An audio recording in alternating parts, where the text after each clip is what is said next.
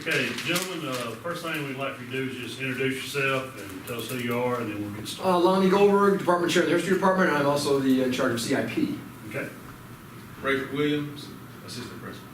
Andrew Jackson, Supervisor of Instructional Technology for Leeds City School. okay, I'm Lee Gibson, Master Student at Texas State. Michael Riggs, Master Student, JSU. Okay, we just kind of have a little round table, go around discussing our continuous improvement plan and our technology plan. Mr. Goldberg, as the department chair and as CIP chair, how do you think your job impacts student learning? Great question. You know, as we constantly look at student grades and try and get them to passing or better, what we've really fixated on is areas that we can have teachers kind of follow up with students to make sure they're getting the work done, what reasons are stopping them from completing the work, and how we can basically get them to passing. Okay, And so, over the course of time, what we've done is we've done that a couple different ways. I mean, obviously, having Coach Williams and Mr. Shaw observing and monitoring how we're teaching is a good thing. But in addition to that, students have to be here to get the knowledge and kind of be tuned in. And so that's kind of the areas we're working in as we speak, you know, with the PST team as well, Prep Psalm team. We bring students in and we kind of work with them to see where their areas of need are. We kind of adapt to those needs and adjust a little bit. Mr. Williams is our assistant principal and hopefully our soon-to-be new principal.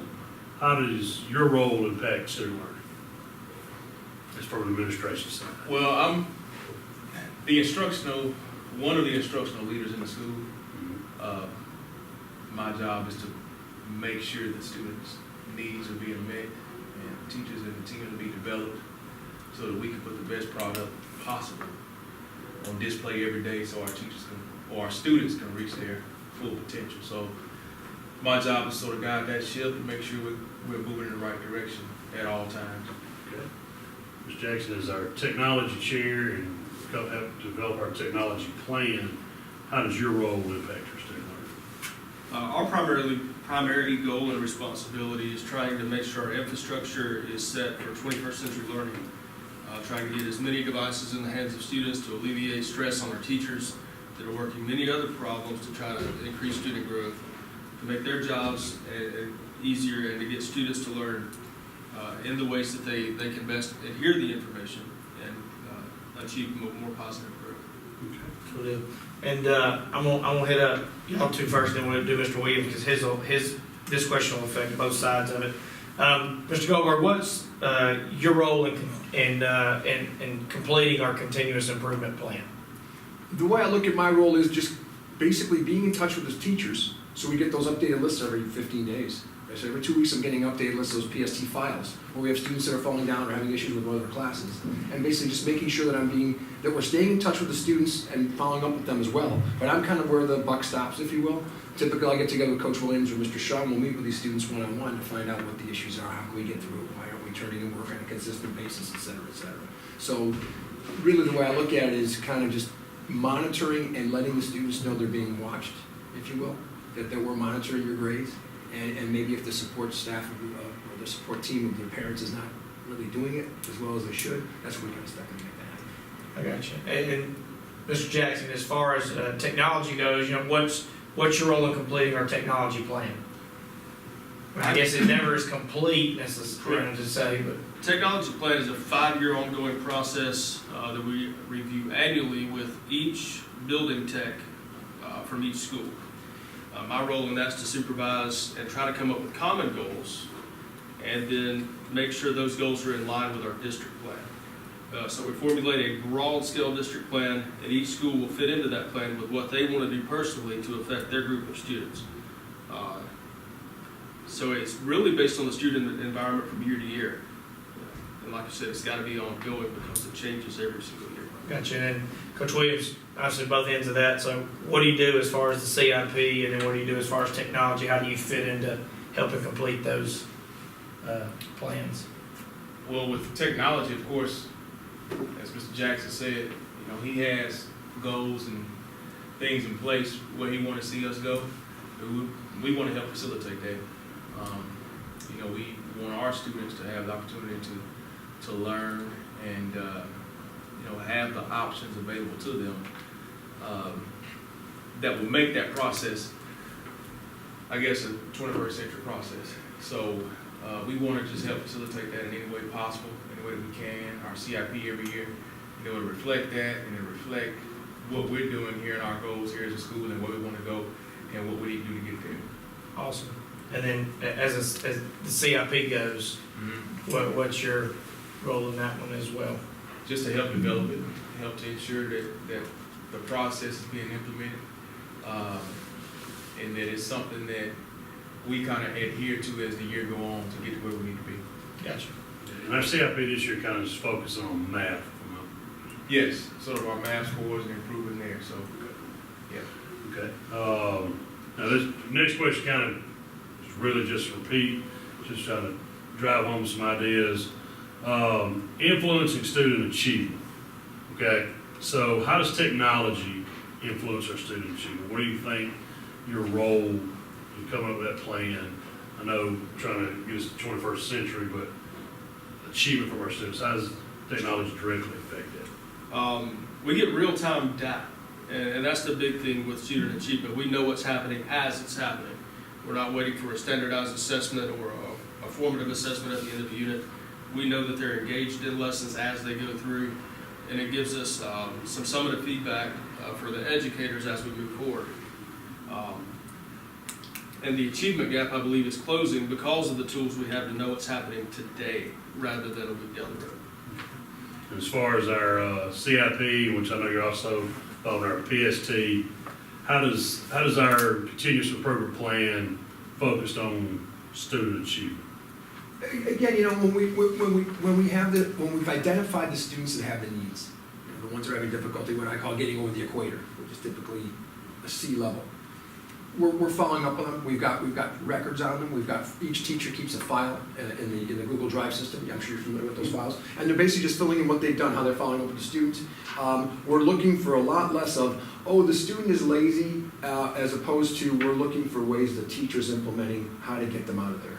Okay. Okay, we know students are students, we know that. But how are we actually, what steps are we taking to get the student to passing? So basically what we're doing is we're combining what our goal for our CIP, which is improving math scores, using our PST team to achieve that by keeping up with how they're achieving and progressing in class. And if we find someone who's falling behind, so hopefully when they retake the ACT, those achievement scores. Yes, or they'll at least pass in their math class, you know? But yes, standardized testing would be great as well. All right, my turn. All right. So, as school leaders, how do you determine what the priorities are here in the overall arching vision and mission of Lead City Schools? You know, how do you determine what those priorities are to, I guess, achieve that mission and vision? I think number one, I'll speak for all of us, we follow the direction of a phenomenal leader in our superintendent. He creates a vision in our 5-year strategic plan. We begin there with our overall vision, and then each local administration goes from there, and I'll let Mr. Williams elaborate more. You know, we just kind of, Mr. Jackson mentioned it earlier, data. You know, you kind of, at the end of every year, or as the year is going on, you kind of looking at areas where you need to improve going to the next year. And, you know, as you're looking at those areas, you're kind of thinking at all times, what do we need to do to improve here? While also maintaining other areas. You know, it's just like coaching. You know, if you coaching football, you got different parts. And this particular, each part needs to do their job for the entire play to be successful. Same thing with school. So, you know, you look at the different parts, some areas that may need some attention, and you kind of develop goals going from there. And, you know, you try to improve those areas. All right. Mr. Jackson, this is going to be directed towards you, Mr. Goldberg, because I'd like to get your input on this one. How has the role of technology and comprehensive improvement evolved since you first entered education? Because you were in the classroom and now you're our technology director. You come from the workforce into education. Yeah.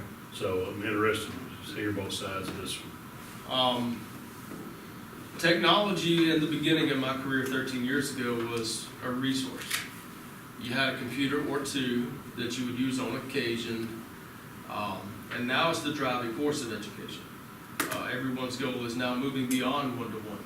How can we make sure that every student has what they're going to need to enter the workforce?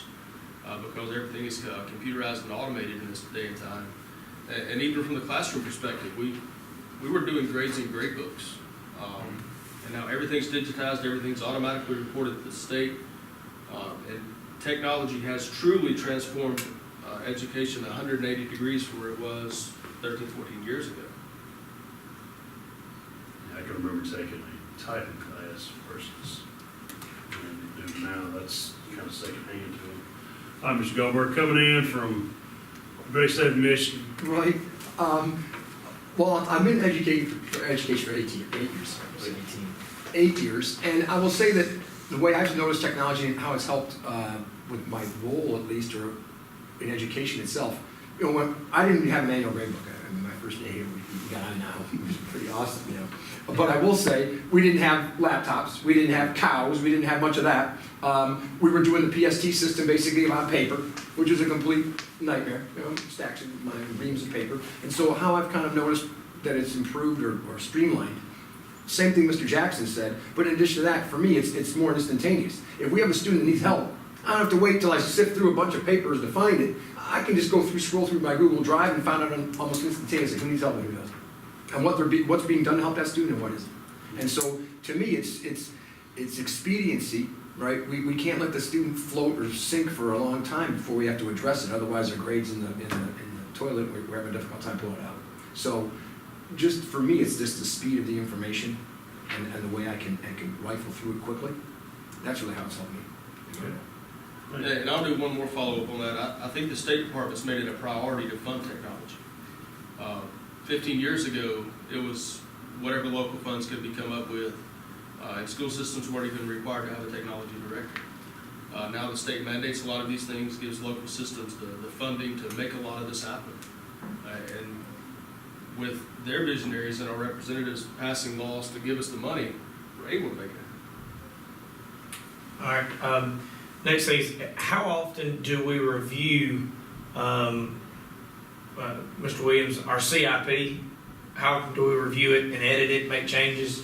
And then, Mr. Jackson, same thing as far as technology goes. You know, how often are we looking at those things? Yeah. Well, every year, at the beginning of the year, we sit down, this maybe even during the summer, starting during the summer, to kind of do an official document that will be our current year's CIP. But, you know, we revisit it all throughout the year, just to ensure that we're on pace to get to where we want to be. So, you know, it's a constant deal to where you kind of look at it and say, okay, where are we? What were our goals? Well, we know what they were, but let's make sure that we're continuing to keep those goals forefront. So, Do you ever change them? I mean, like maybe we've exceeded it, and all right, let's set a new one here mid-year to see if we can do this or that. we typically don't change it. Whatever the goal is something that's going to pretty much take the entire year to achieve. Gotcha. You know, because you may say, okay, we're going to start here, and we want to end here at the end of the year. So you really won't know how well you've done until the end of the year. But you want to kind of revisit that goal, and you want to kind of keep it in front of the teachers so they won't forget what the goal is. So to make sure that everyone, like I said earlier, the job of an instructional leader is to make sure you're driving the ship, make sure that everyone is continuing to point in the same direction to achieve the same goals. So you Gotcha. constantly revisit. And as far as technology goes, Technology is very similar. Again, formally, we revisit the plan once a year, but goals are in place for 3 to 5 years. So unlike the SIP plan, where it may take a year to achieve a goal, some of ours are set in place for 3, 4, 5 years down the road because it costs so much money to make these improvements. You ask about middle of the plan goals. We would actually revise the goal at that yearly update. So if we've written a 5-year goal and a year in we've met the goal, we would take it to another level, rewrite another goal to take its place or something of that nature. Gotcha. Okay. Next question is just going to be for Mr. Jackson, Mr. Williams. Because Mr. Goldberg, you've only been at high school, correct? That's right. Okay. So, Mr. Williams, how do your roles and responsibilities differ, and are they similar across different school levels? Since you've been to middle school, you've been to high school. How is an assistant principal in charge of instructional leadership? How does it change by the level? I think it's essentially the same job. I mean, it's the same thing there. An instructional leader at the middle school level, of course, the age group is different. So your goals may be a little bit different. You're more so preparing them for high school, where here we're preparing them for life post-high school. So curriculum-wise, it's a little bit different, but day-to-day duties are the same. You know, what you do day in and day out is not much difference at all. Would you spend more time on discipline, middle school or the high school? The middle school. Just because of the maturity level? Just because of the maturity level. And at the high school, of course, there are a lot more after-school things that you have commitments. So, you know, I think at the middle school, during the day, you're a lot more busy with discipline stuff.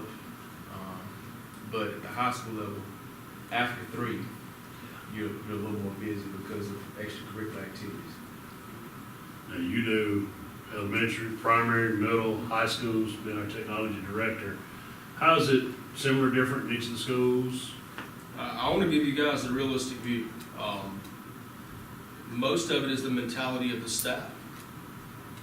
The staff mentality typically follows the student mentality. Where secondary education teachers typically act on a higher maturity level than a primary school teacher. They are more self-sufficient, they're more self-driven.